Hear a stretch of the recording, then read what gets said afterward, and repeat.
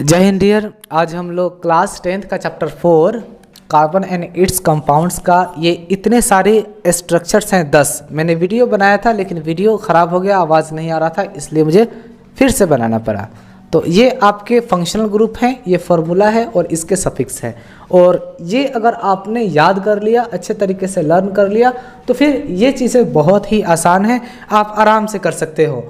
आपको ये न्यूमेरिकल्स की तरह दिखाई दे रहा है कि बहुत हार्ड है, लेकिन मैं बता रहा हूँ ये बहुत ही इजी है, बस आपको फंक्शनल ग्रुप पता होना चाहिए। ठीक है, तो चलिए हम लोग इसको अच्छे से समझते हैं। सबसे पहले ये आप जान लीजिए कि अगर एक बॉन्ड होगा तो ANE लगाएंगे। ये सी पर और ये सी पर आप मत जाइए, ठीक है, ये हम गलत लिखे हैं। और ये जब डबल बॉन्ड, सिर्फ समझाने के लिए मैं बता रहा हूँ, डबल बॉन्ड है तो ENE, और ट्रिपल बॉन्ड रहेगा तो हम लोग लिखते हैं YNE। ठीक है, चलिए अब हम लोग जानते हैं। ये ट्रिपल बॉन्ड है। सबसे पहले आप ये जान लीजिए कि इसमें 3 कार्बन है, 1 2 3। तो 3 कार्बन के लिए प्रोप लिखिएगा। और जब ये 1 2 3 बॉन्ड है तो YNE बन गया आपका ये प्रोपाइन। ठीक है, तो इस वाले स्ट्रक्चर का नाम क्या होना चाहिए था? प्रोपाइन। क्लियर?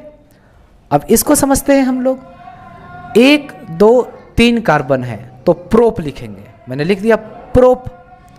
ठीक है, लेकिन ये सब में सिंगल बॉन्ड है तो सिंगल बॉन्ड के लिए क्या लगेगा? ANE लगेगा। ये E है डियर, तो ANE हो गया प्रोपेन। लेकिन ये Cl है यानी कि क्लोरीन है, तो क्लोरीन का क्लोरो लिखेंगे हम।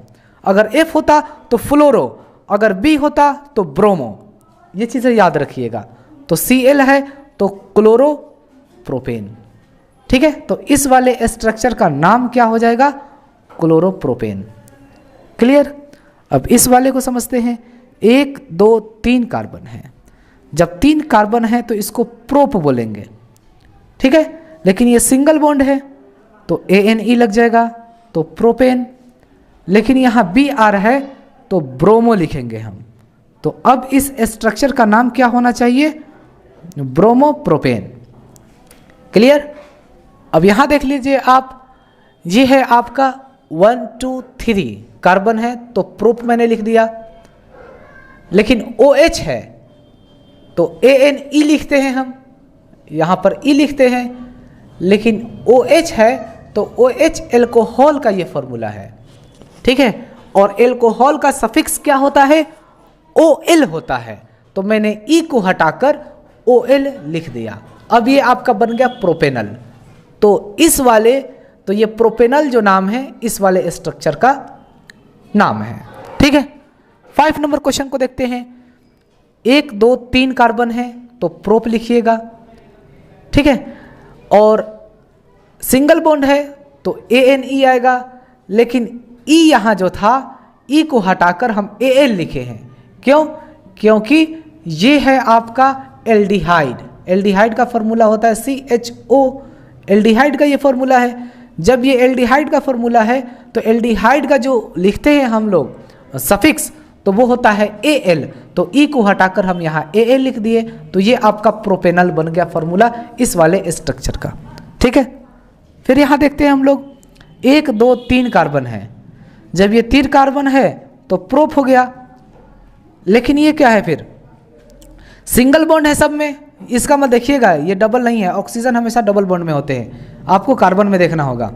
ठीक है, कार्बन और हाइड्रोजन के रिलेशन में देखना है कि सिंगल बॉन्ड है या डबल बॉन्ड है या ट्रिपल बॉन्ड है, उसी के हिसाब से। नाइट्रोजन के साथ भी होते हैं, फ्लोरीन के साथ भी होते हैं, ये याद रखिएगा चीज़ें।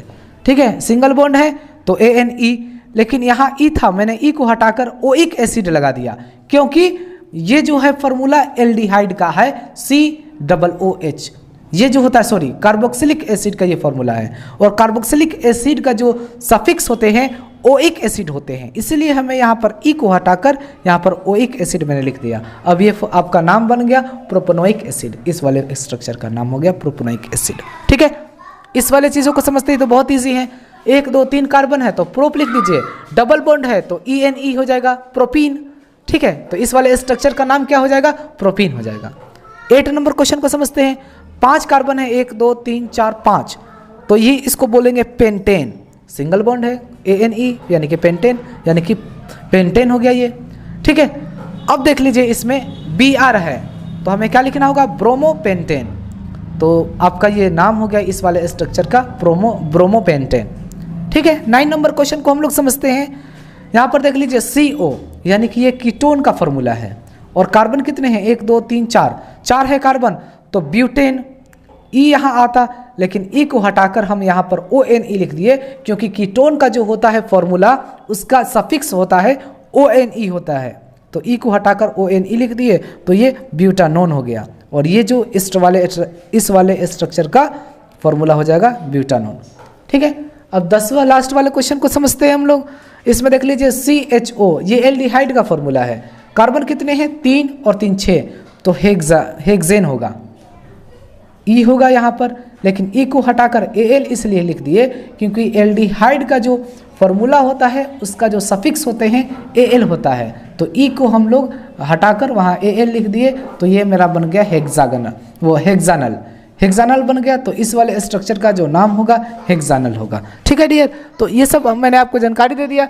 ये सब में से बेहतर है कि आपको ये पता होना चाहिए कि एक बॉन्ड रहेगा तो ANE लगाएंगे, 2 बॉन्ड रहेगा तो ENE लगाएंगे और 3 बॉन्ड रहेगा 3 बॉन्ड रहेंगे तो YNE लगाएंगे। और साथ ही साथ आपको ये चीज़ें पता होना चाहिए। अगर आपको ये चीज़ें पता है फिर आप आराम से आप इस टाइप के न्यूमेरिकल्स को आप कर सकते हो। हम लोग जानते हैं कि पेपर में किस तरीके से पूछे जाते हैं। देखिए अगर स्ट्रक्चर आ गया इस तरीके से, मान लीजिए स्ट्रक्चर बना हुआ है आपके पेपर में, तो आपको नाम लिखने के लिए कहेगा तो आप आराम से लिख लीजिएगा। या तो फिर ये हो सकता है कि मान लीजिए कोई नाम दे दिया और कह देगा कि इसका स्ट्रक्चर बनाइए, तो इस तरीके से क्वेश्चन पूछे जाते हैं। इसमें आपके फंक्शनल ग्रुप और ये फॉर्मूला और ये सफिक्स आपको पता होना चाहिए। इसमें से क्वेश्चन आपके पेपर में पूछ सकता है और ये तो मैंने आपको बता ही दिया। ओके, जय हिंद।